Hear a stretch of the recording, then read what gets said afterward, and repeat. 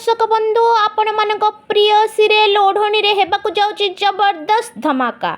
आपण माने आगो को देखिबा को पाइबे अंश ज्योति को बाहाबा पई प्रपोज कर सरलाणी।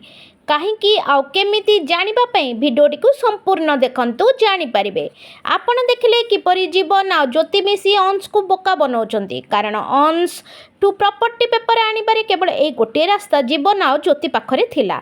मानसी को तो डाउट होईची, किंतु से ज्योति आउ जीवन बड़ चालाकीर सह एक्टिंग करी अंश आगे एमिति देखैचंती सते जेमिति से माने परस्पर विरोधी। किंतु अंश जेतेबेले जीवन हाथ में प्रॉपर्टी पेपर देखि नैची ताकू टिके संदेह होईची। से आश्चर्य होई पचारची जीवन हाथ में ए प्रॉपर्टी पेपर आसिला केमिति, ताकू देला किए। आ मानसी सेमानक प्लान सबू अंश को बुझाई।